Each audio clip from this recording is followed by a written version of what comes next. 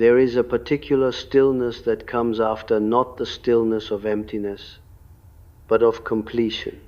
You recognize this not as a feeling you chose, but as something that arrived after the last explanation you gave, after the last time you made yourself smaller so another person could remain comfortable in your presence.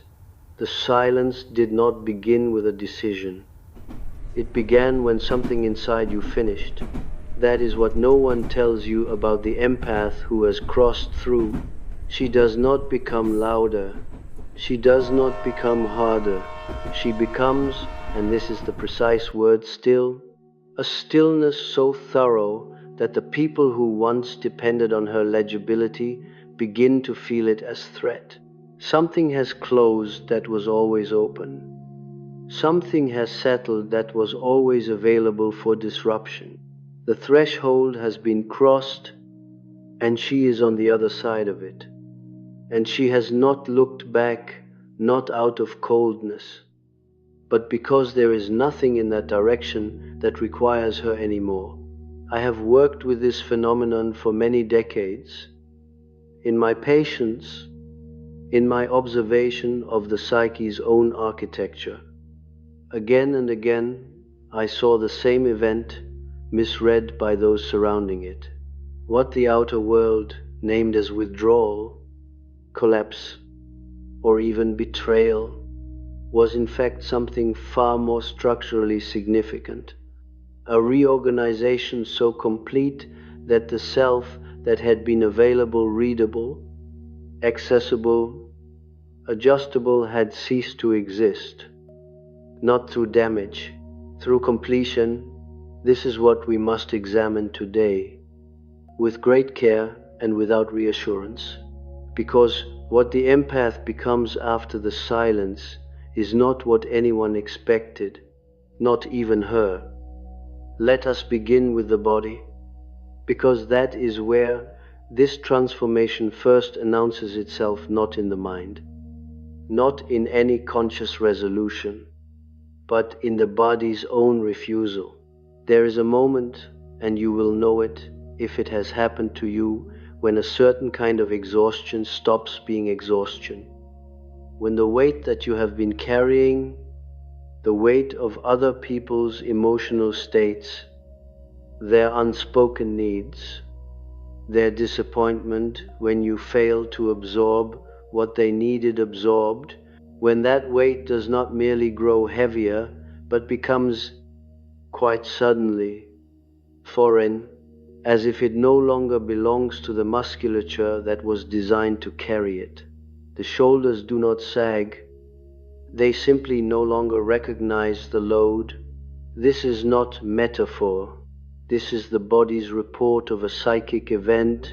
In my work on the structure of the unconscious, I observed that the psyche does not merely think its transformations, it enacts them through the body first, through sensation, through the abrupt reassignment of what the nervous system will and will not carry. The empath's nervous system has been exquisitely trained over years, in many cases over an entire childhood, to orient toward distress, to detect it at great distance, to begin organizing a response before the distress has even fully materialized. This is not sensitivity as gift. This is sensitivity as survival adaptation. The organism learned that its continued safety depended on accurate and rapid reading of the emotional environment, and so it developed instruments of extraordinary precision. But there comes a moment, and I am speaking of a specific, datable moment in the psyche's history, even if you cannot locate it on a calendar, when the instruments stop calibrating outward, when they turn not toward destruction, toward the self that has been operating them for so long without recognition. This is the silence. It is not a silence you impose. It is a silence that imposes itself. The body simply stops performing the calculations it was never designed to perform indefinitely. The hypervigilance, which for so long felt like a kind of power because it was, in a sense, a power, the power to anticipate, to smooth, to manage before things broke, begins to quiet. Not because you decided to quiet it, because it has completed its term of service and laid itself down, and what remains when the hypervigilance quiets is something that surprises almost everyone who arrives there. What remains is not relief. What remains is, for a period that can be disorienting in its length, nothing, a neutrality so complete that it can be mistaken for dissociation, for numbness, for depression, but it is none of these things. It is the psyche in its first genuine rest. It is the organism meeting itself without the scaffolding of other people's emotional requirements. I have called this, in other contexts, the return to the prior self, though prior is not quite accurate, because this self has never existed before in this form. What returns is not the child before the adaptation. What arrives is something that the adaptation, in its very severity and duration, produced without intending to a self capable of extraordinary stillness, capable of waiting in that stillness without filling it, without rushing to offer the stillness to someone else as a resource. This is what no one around her sees. They see the stillness and they name it distance. They see the absence of her usual responsiveness and they name it coldness. They reach toward the place where she used to be and they find the threshold, and they do not understand that the threshold is not a wall she erected. It is the outline of where she stood when she was still organizing herself around being read.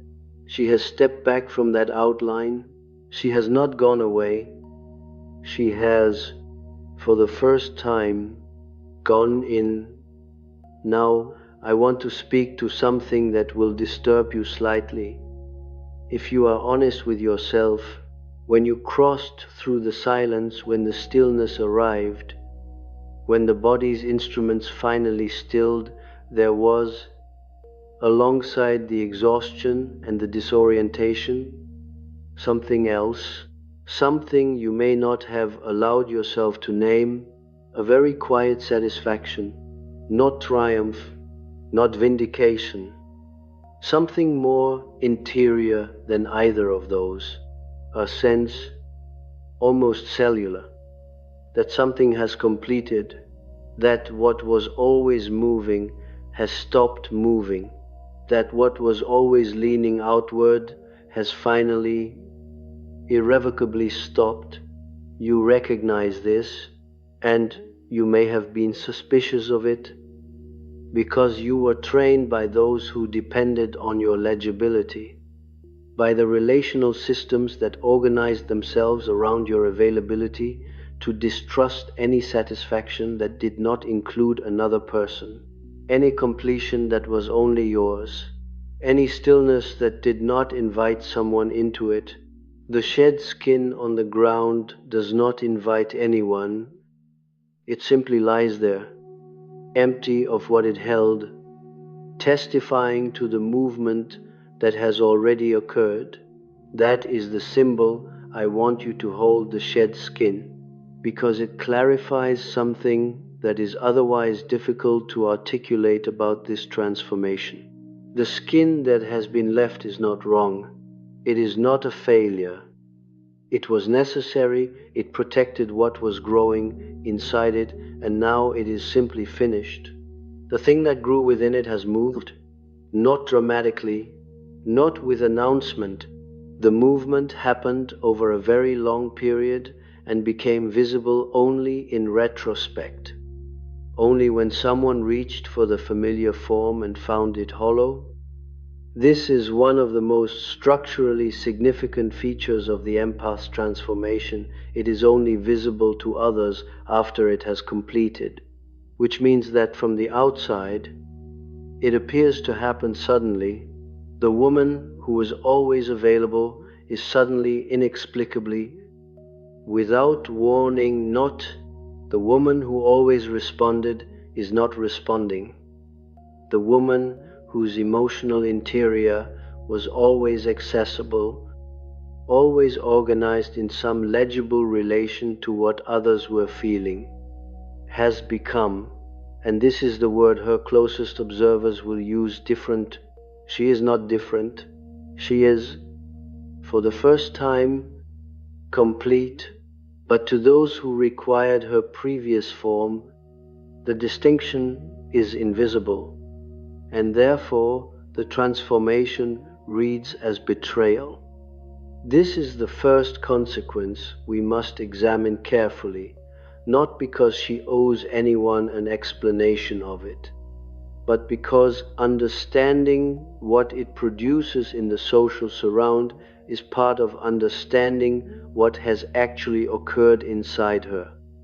When a person who has been emotionally central to a system, who has been the interpreter, the absorber, the one who maintained relational coherence, when that person undergoes a structural transformation and is no longer available in those functions, the system does not simply adjust, it destabilizes, and it responds to that destabilization by attempting to restore what it lost, by reaching toward the familiar form, by using every tool it developed over years of shared history to reactivate the woman who used to be there.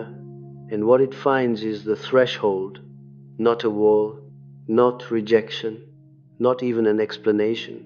A threshold, the outline of where she stood, the still water where the disturbance used to be.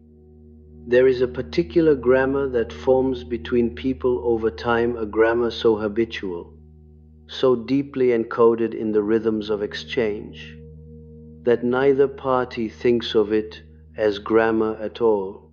They think of it as relationship. They think of it as knowing each other. What they mean when they say they know her is that they have learned her syntax.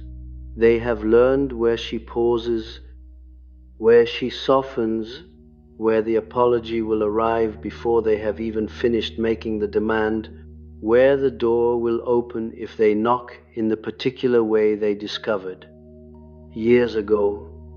Reliably works. What happens when the grammar changes is not immediately understood as grammar changing. It is understood first as a mood. She is tired. She is having a difficult period. She needs space, and they are willing to give her space. Briefly, because they have learned that space, offered strategically, tends to restore the grammar they depend on. They wait, they give her what they calculate as sufficient room, and then they return, using the same syntactical patterns, the same knocks, the same particular pressures at the same particular points in the exchange, and the door does not open. This is the moment, not dramatic, not announced, when the transformation in her becomes visible to others as something more than mood. The knock that always worked does not work. The softening that always came does not come. The apology does not arrive. The absorption does not occur. And the person standing outside the threshold begins, without language for it yet, to feel something they have not felt in this relationship before. Fear, not the fear of danger, the fear of the organism that has lost a resource it did not know it was using. The fear of the system that has been organized around a particular center of gravity and now finds that center has not disappeared, but reorganized itself around something other than its availability to them. I have seen this fear produce remarkable behavior that, if you were observing it from a distance, would look almost like grief. And in some sense, it is grief, though not the grief of losing a person. It is the grief of losing a function, of losing a relationship structured primarily around what she did rather than what she was. The distinction is invisible from inside the system, because inside the system, what she did and what she was had become so thoroughly identified with each other that separating them felt. And this is the precise word wrong, as if something morally objectionable had occurred. And this is where the social consequence becomes psychologically interesting, and where I must speak carefully. The people in her surround the ones who reach toward the threshold and find it no longer opens. As it used to, they will not. In most cases, say she has changed, and I must learn a new grammar. They will say she has become cold, she has become selfish, she has become someone I do not recognize. And underneath all of these accusations for accusations is what they become. There is a single organizing belief that none of them will state directly, because stating it directly would expose too much of the structure beneath. She no longer belongs to us. This is the consequence, family, we must examine now with particular precision.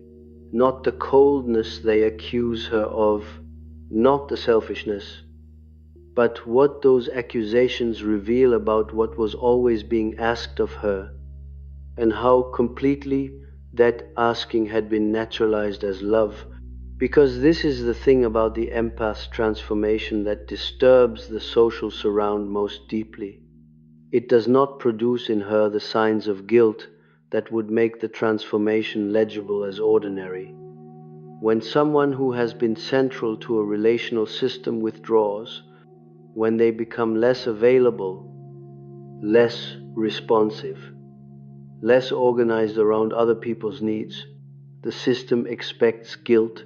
It expects the discomfort of someone who knows they are failing in a responsibility they have accepted. It expects, in other words, the familiar signs of a person who still belongs to the grammar but is momentarily resisting it.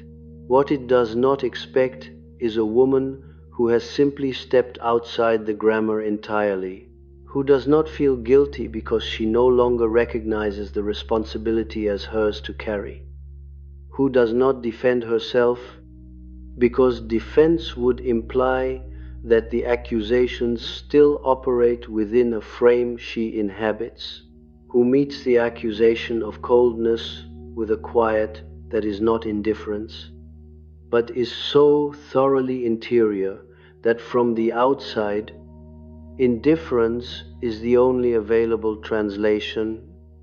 This quiet is what I want to name precisely, because it is the most misread feature of her transformation. In my work on the relations between the ego and the unconscious, I observed again and again in my patients a particular phenomenon that occurs in the later stages of individuation, specifically in those who have spent significant portions of their lives in service to a collective or relational function that was not chosen freely but was imposed by early necessity. When that function begins to dissolve, when the psyche begins to withdraw, the enormous psychic energy that has been directing itself outward into the management of other people's emotional states, what returns is not a dramatic new self. What returns is, at first, almost nothing, a neutrality, a flatness, an absence of the urgent, organizing directionality that characterized the earlier self. And then, slowly, over weeks, sometimes months, something else begins to form in that neutrality. Not a new personality, not a new set of values or a new emotional style. Something more structural than any of these. A capacity for inner authority that does not require external permission to exist. I have called this, in essence, the emergence of the Sophia function, though I want to use that term carefully here, because it is easily misunderstood as elevation, as achievement, as something rarefied and distant. What I mean by it is far more specific and far more interior. The Sophia function is not wisdom as performance, it is not serenity as presentation. It is the psyche's capacity to orient by its own knowing rather than by the knowing of others, to use its own perception as the primary instrument of navigation, rather than calibrating perception continuously against what others need the perception to confirm. The empath, in her previous form, was a genius of calibrated perception. She could read a room with extraordinary accuracy. She could sense before anyone spoke what the emotional weather was, what was needed, what was threatening to destabilize.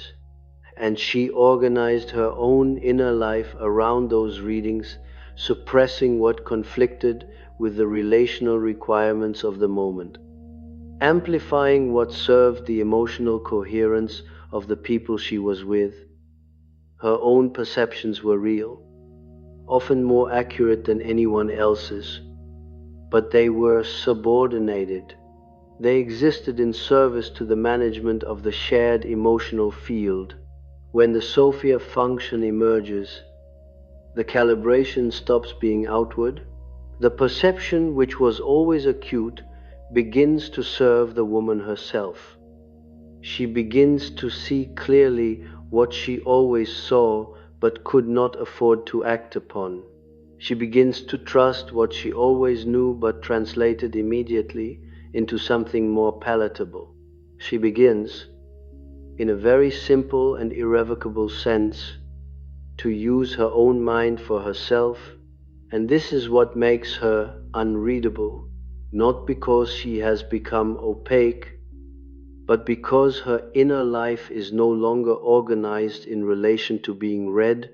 The legibility that others depended on was not her personality, it was her service. When the service ends, they discover that what they experienced as knowing her was always an experience of her making herself knowable, of her organizing her emotional surface in a way that invited interpretation, that rewarded attentiveness, that gave back coherence to whoever was paying attention. The woman who emerges after the silence no longer does that, not as punishment, not as retaliation, because she no longer needs to. I want to speak now about what this looks like in the specific texture of her daily interactions. Because the transformation does not announce itself in dramatic moments, it announces itself in small ones, in the particular quality of her pauses, in the absence of the softening that used to arrive automatically when she sensed another person's discomfort, in the way she allows a silence to remain a silence rather than rushing to fill it with reassurance. People notice these absences before they can name them. They notice that the conversation feels different, not hostile, not cold in any obvious way, but different in a quality they cannot articulate. What they are noticing is the absence of her labor, the invisible, continuous labor of emotional management that she performed in every exchange, the monitoring, the adjusting, the small preemptive gestures that smoothed transitions before transitions became ruptures. That labor is gone, and its absence creates a particular texture in interaction, a texture that feels, to those who depended on it, like something has been withheld. They are right that something has been withheld. What they do not understand is that the withholding is not an action she is performing. It is an action she has stopped performing. The labor has ended, not because she decided to end it, but because the psychic structure that generated it has been reorganized at a level too deep for conscious management. She cannot resume the labor any more than a person can consciously resume a posture they have grown out of. And this is what produces the most acute disorientation in those around her, the absence of culpability in her stillness, because she is not withholding in the way that someone withholds who knows they are withholding and feels the moral weight of it. She is simply not doing the thing anymore, without guilt, without the signs of internal conflict that would give the other person something to appeal to. There is nothing to appeal to. The door, they knew the door that responded to the particular knocks they developed over years of shared history is not locked. It is simply no longer there. What they find when they reach toward it is still water, a surface that reflects back what approaches it perfectly and without distortion, but does not open. I have observed this moment, the moment when the people in her surround first encounter the still water where the accessible self used to be, produce a very specific sequence. First, disbelief. The behavioral patterns that used to work are attempted again, with greater intensity, on the assumption that the problem is one of insufficient signal. If she is not responding as expected, it must be because the signal has not been strong enough. The guilt appeal is amplified. The accusation is sharpened. The claim of injury is made more explicit. All of this on the unconscious theory that the door is still there and simply requires a harder knock. When this does not work, the second movement begins. Not grief, not yet, but a kind of bewildered grievance, a sense that something fundamentally unfair has occurred, that the terms of the relationship have been changed without notice, without consent, without sufficient explanation. And here is where the social mislabeling intensifies, because what she has done in their framing is not transform. What she has done is abandon. She has removed from the relational system the function it organized itself around. And she has done this without providing the replacement function that would restore coherence. She has left them to manage without the instrument they did not know they were depending on. And she has offered, in place of the instrument, only her presence, her genuine, unperformed, unorganized presence, which, to those who required the instrument, is experienced as absence. This is the precise cruelty of the transformation, not cruelty she intends, but cruelty that is structurally produced by the collision between what she has become and what they required her to remain. The cruelty is not in her, it is in the gap, in the distance between the woman they knew and the woman who is standing in that same body, in those same rooms, meeting them with a quality of attention that is actually more whole, more honest, more genuinely present than anything she offered before, but utterly, irrevocably unavailable for the function they needed her to perform. She is more present, and they experience her as gone. There is a dream I want to bring into this now, because the psyche does not speak of these transformations only in the language of waking observation.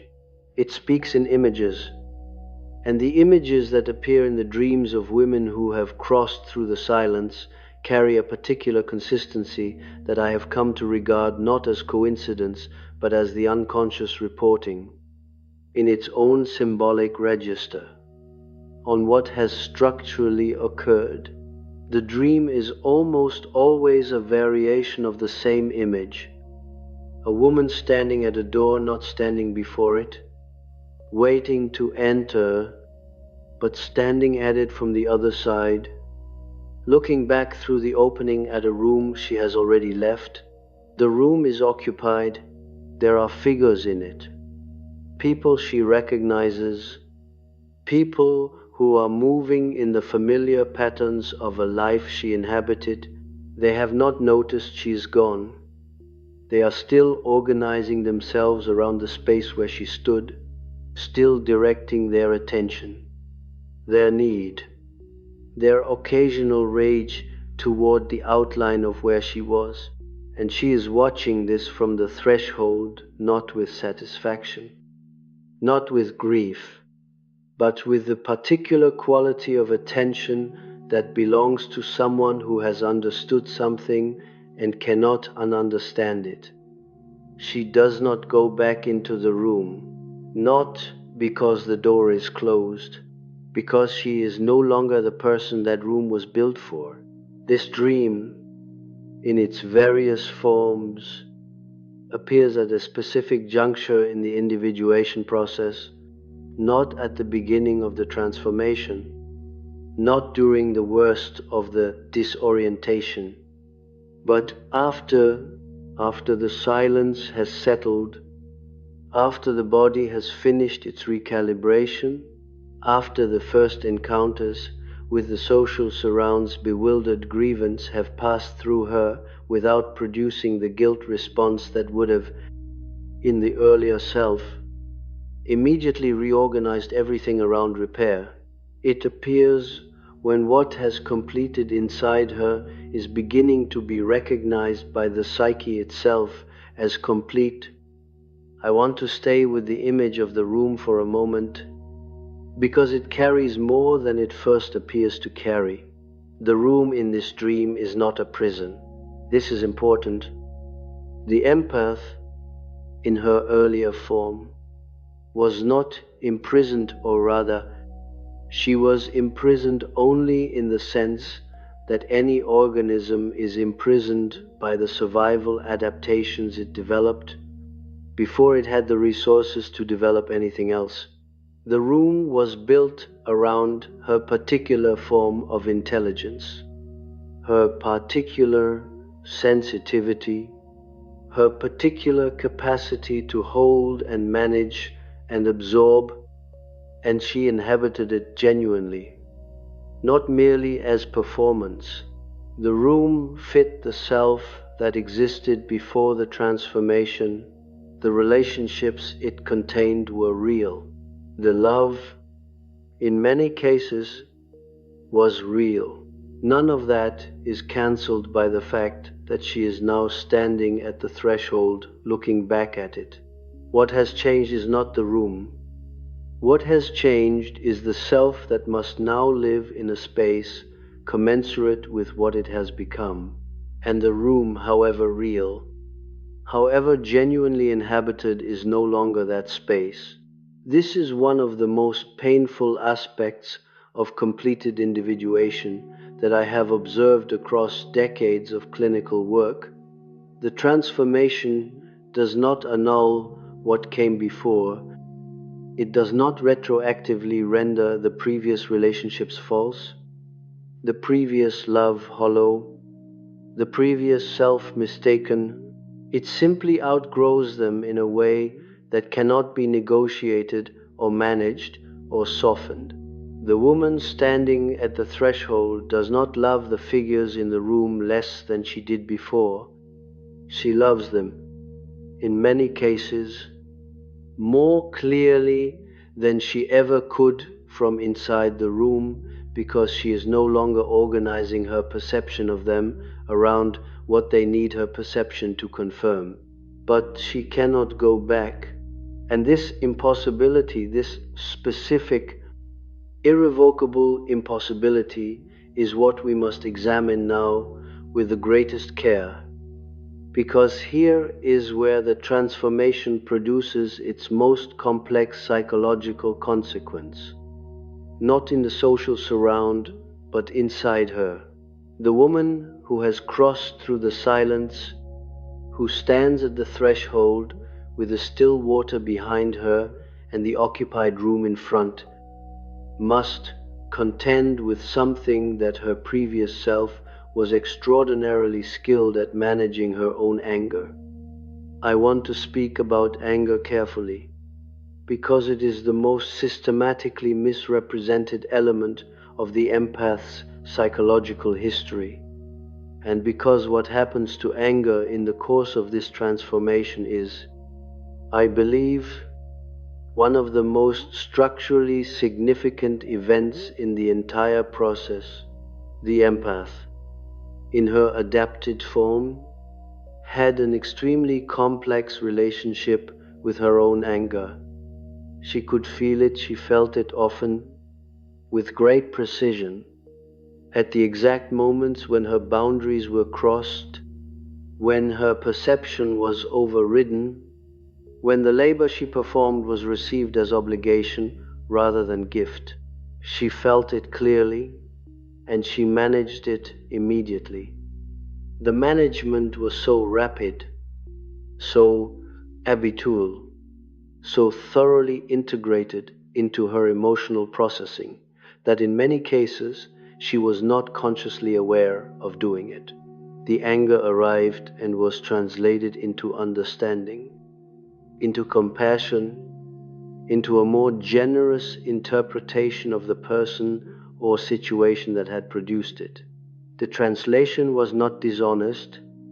She genuinely extended the understanding, genuinely found the compassion, but the anger that preceded the translation was real, and it went somewhere. It went inward, not as self-directed rage, not primarily, though that was sometimes present. It went inward as structure, as the accumulated psychic material of every moment in which her perception was accurate. Her anger was appropriate, and her response was, because the survival adaptation required it, something other than anger. Over years, over decades, this accumulation produced something in the deeper layers of the psyche that I have observed in many patients who have undergone this particular history. A shadow that is not dark in the moral sense, but dense, heavy with unlived response, heavy with the weight of every accurate perception that was immediately softened, every legitimate anger that was immediately translated, every moment in which the organism knew something and chose, because it had learned that knowing things too clearly was dangerous, to perform uncertainty instead. The shadow of the empath is not made of what she feared in herself. It is made of what she knew and suppressed because knowing it too visibly cost too much. And this is what the silence releases. Not dramatically, not as explosion. The release of this shadow material does not, in most cases, produce the emotional eruptions that the word shadow suggests.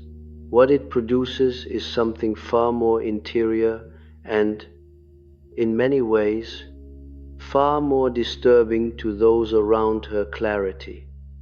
The anger, when it finally moves back into consciousness, not as translated compassion, not as generous reframing, but as anger, recognized and inhabited, does not produce in her the desire to harm anyone.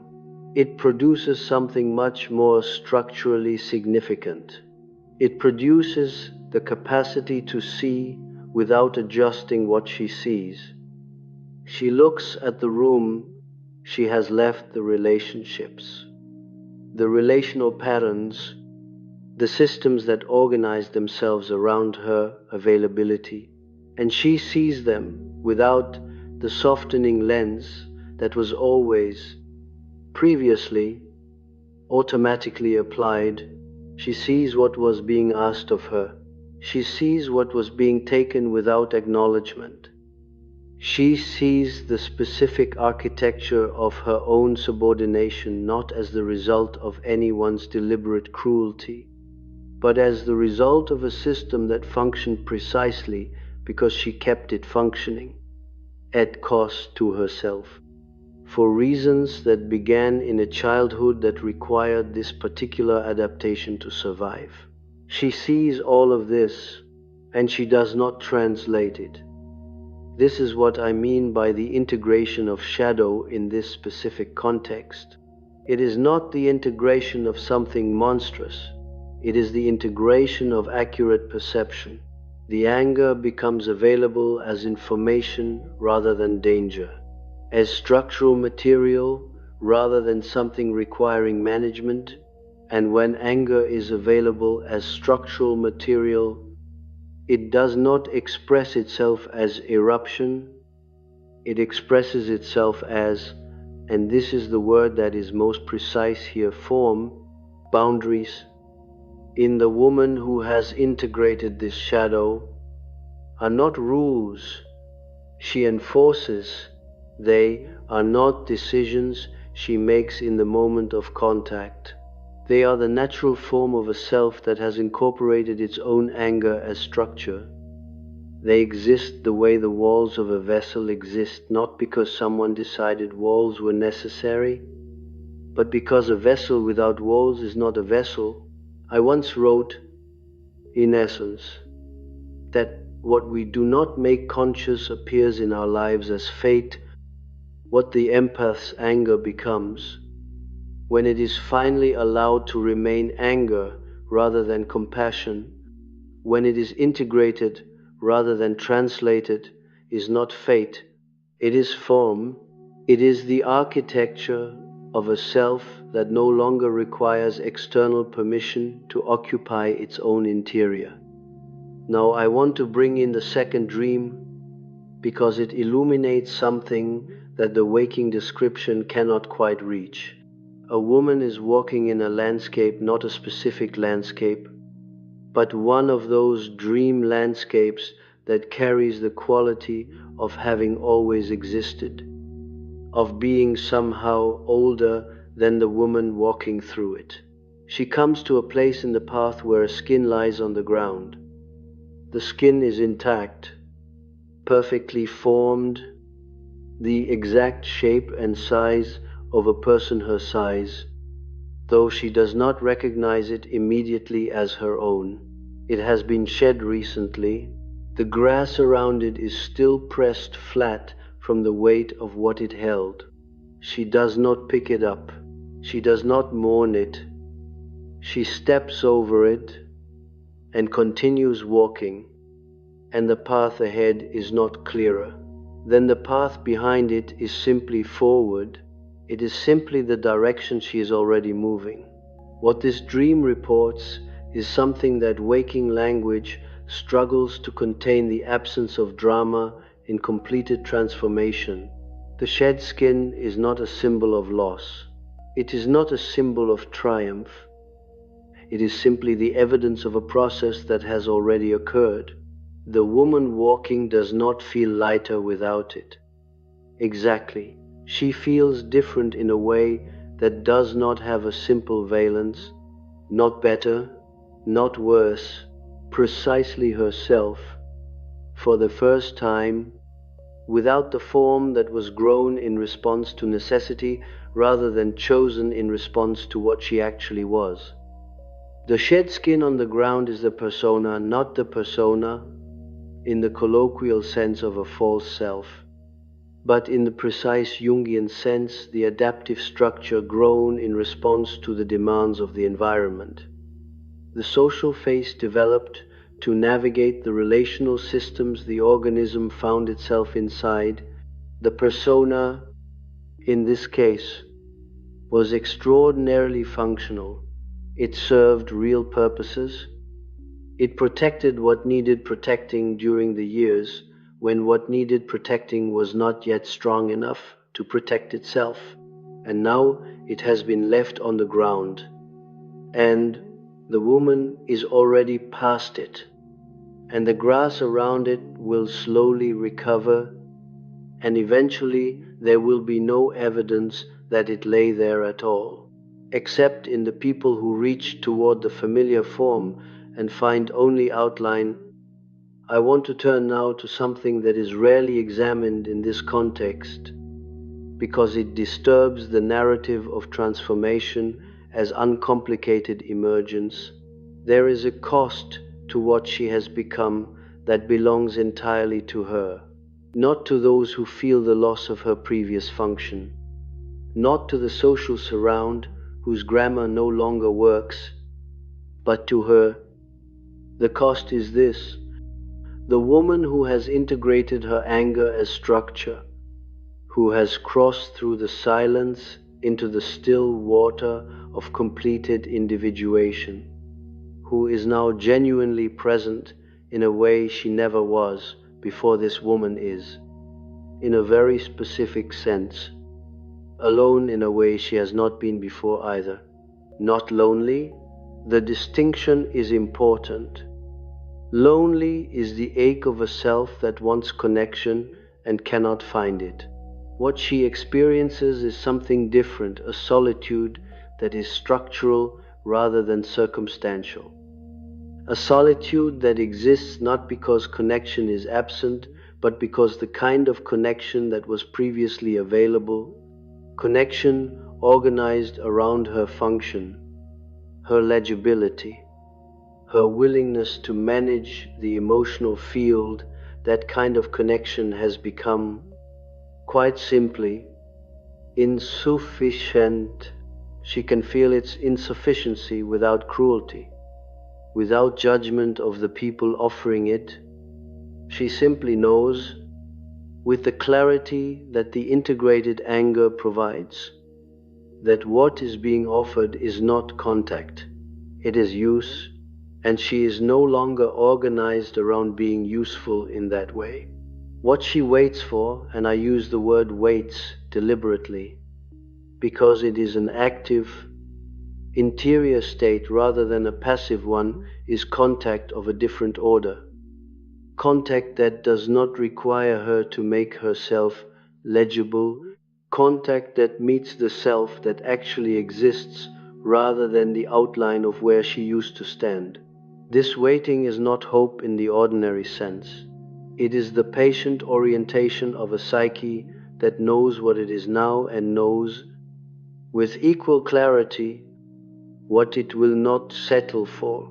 The still water does not rush toward anything. It simply reflects, with perfect accuracy, whatever comes to its surface, and it remains beneath all reflection, beneath all contact, beneath all the images of what approaches and recedes unchanged, itself complete. There is a particular moment in the lives of the people who surrounded her, the ones who reached toward the threshold and found still water, the ones whose familiar grammar ceased to produce its expected results. There is a moment when the attempts stop, not because they have understood what has occurred, not because they have accepted it, but because the organism, having exhausted the behavioral repertoire that used to work, having amplified the signal and sharpened the accusation and made the grief more explicit, and received back only the quiet that neither confirms nor denies the organism, simply, eventually, stops. And what happens in that stopping is something I want to examine carefully, because it is the final movement in the social consequence of her transformation, and it is the one that is most rarely spoken of. When the attempts stop, what fills the space they occupied is not resolution, it is not understanding, it is a particular kind of resignation that carries beneath its surface something that will not fully declare itself a recognition, too uncomfortable to be named directly, that what they lost was not her. What they lost was the arrangement, the system, the specific configuration of her availability organized around their requirements, and the recognition that they grieve the arrangement more than they grieve the person is one that the psyche, in most cases, will not permit to surface clearly. It is too exposing. It implicates too much of what they believed, sincerely, was love. So it settles into the body as a vague unease, as a slight wrongness they carry in her presence that they cannot articulate, as the sense persistent, irrational, never quite spoken that she owes them something she is withholding, not an apology, not an explanation, something more fundamental, the restoration of an order they did not know was constructed until it ceased to hold. She does not owe them the restoration. She does not owe them the explanation either. And this, the absence of debt, is the final, most structurally significant feature of what she has become. I want to speak now about what the empath who has crossed through the silence carries forward, because this transformation is not only loss, not only the shedding of what no longer fits. There is something produced by the specific severity and duration of the adaptation that does not dissolve when the adaptation ends. Something that was forged in the decades of precise emotional labor, of acute perceptual attunement, of learning to read the invisible architecture of other people's inner states, something that remains not as wound, not as legacy of damage, but as genuine capacity. She can see, I mean this in the specific psychological sense, the woman who spent years calibrating her perception against the emotional weather of her environment developed, in that process, an instrument of extraordinary precision. She learned to read what is not said, to feel the structural tension beneath a composed surface, to know, before anyone has spoken, where the fracture lines are in a conversation, a relationship, a room.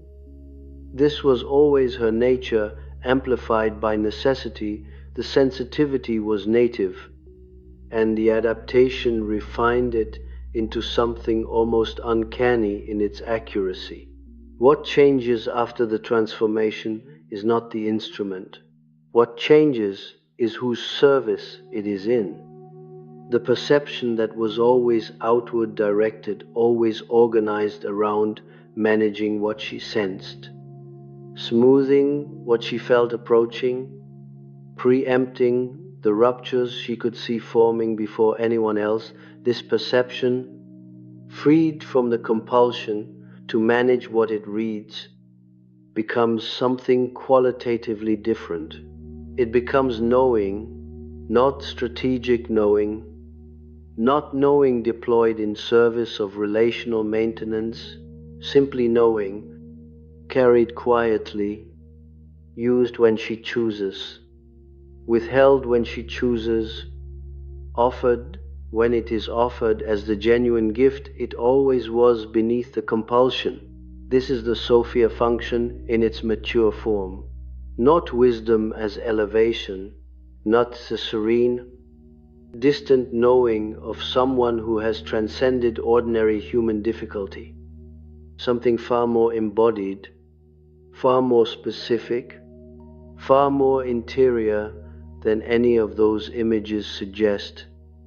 The Sophia function, as I have observed it in the women who reach it through this particular path, through the severity of early adaptation, through the long labor of the empath's compulsive caregiving, through the silence and the stillness and the cross threshold is a knowing that lives in the body, that speaks first through sensation, that does not require external confirmation because it has been tested over a very long time against reality and has been found quietly, without announcement, to be accurate. She trusts herself now, not as achievement, not as affirmation she repeats to make it true. She trusts herself the way a root trusts the ground, not because it has decided to, but because it has grown down far enough that the ground is what it knows. In my work on individuation, I observed again and again that the later stages of psychological development carry a quality that the earlier stages do not, a quality of irreversibility. The early transformations of the psyche, the confrontations with the shadow, the first encounters with the anima or animus, the beginning dissolution of the persona, these carry the quality of crisis, of threshold moments that could, in theory, be retreated from. The psyche that has not yet committed to the crossing can still turn back, at cost, but with the familiar form more or less intact.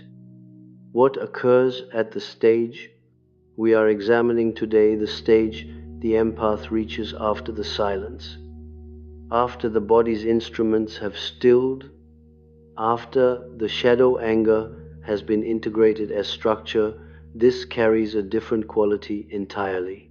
There is no turning back, not because the way back is blocked, but because the self that would have to go back no longer exists. The skin has been shed, the threshold has been crossed, not as decision, but as accomplished fact. The room is behind her, still occupied by the figures who are still organizing themselves around the outline of where she stood. She cannot return to the outline. She is not the outline. I want to say something now about what the transformation produces in her relationship with time, because this is one of the least examined consequences of completed individuation and one of the most structurally significant. The empath, in her adapted form, lived in a very particular relationship with the present moment. She was extraordinarily present acutely, exhaustingly present, but present in a specific mode, the mode of anticipation. Her presence in the moment was primarily organized around what was about to be needed, what was approaching, what rupture was forming just ahead of the current instant. She was present the way a person stands at the edge of a wave, not to inhabit the water, but to brace for it, to manage it as it arrived, to prevent it from breaking over anyone in a way that caused damage she would then have to repair. This mode of presence, sustained over years, produces a particular distortion in the experience of time. The past is heavy. It is the accumulated record of every wave managed, every rupture preempted, every translation performed. The future is urgent. It is always already the next wave, the next requirement, the next configuration of need that must be read and met before it fully materializes. The present, in this mode, is almost inaccessible as present. It is only ever the narrow threshold between the heavy past and the urgent future. After the silence, this changes. The future stops being urgent, not because she has become passive. The Sophia function is not passivity. It is not the absence of engagement. It is engagement from an entirely different source. But because the anticipatory labor has ended, the future loses its quality of demand. It is simply what has not happened yet. It does not require her to be already inside it. already managing it, already organized around what it will need.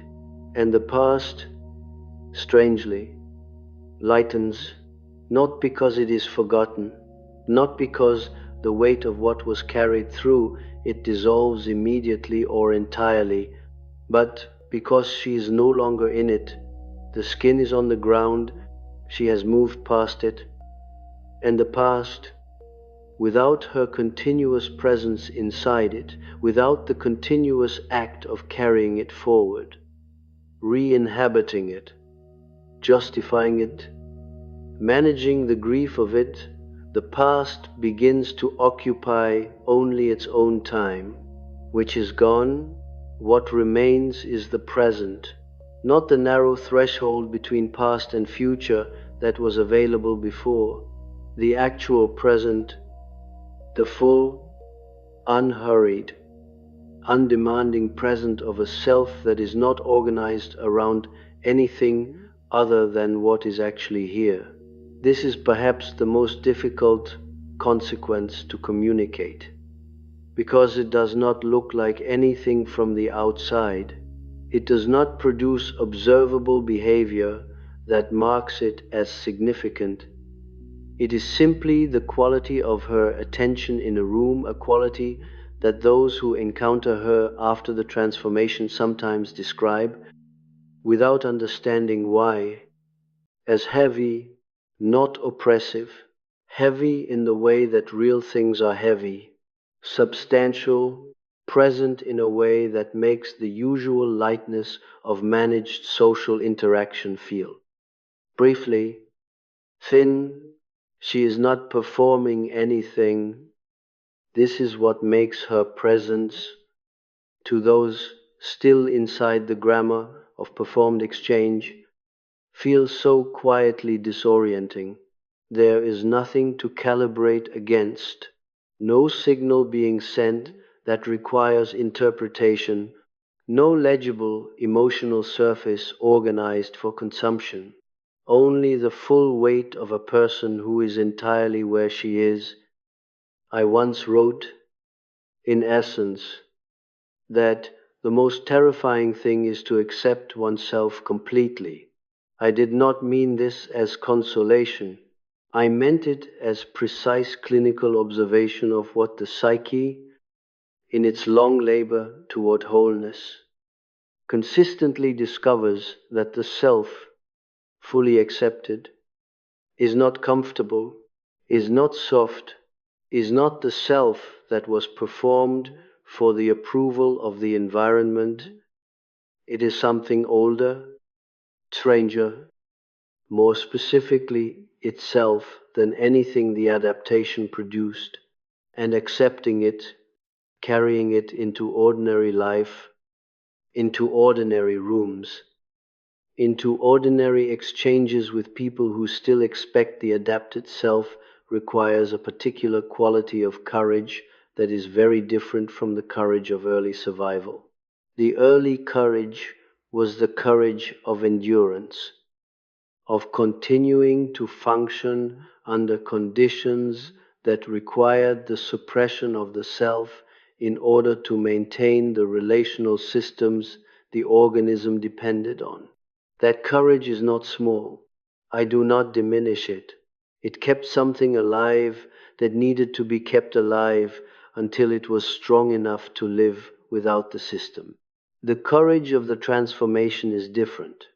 It is the courage of remaining, of not softening back into legibility when the social pressure to do so becomes intense, as it always does, of standing in the still water of completed individuation and allowing the people who reach toward the familiar outline to find not rejection, not coldness, not the performed distance of someone who is angry and does not say so, but simply the truth of a self that is no longer organized around being found in the place they are looking.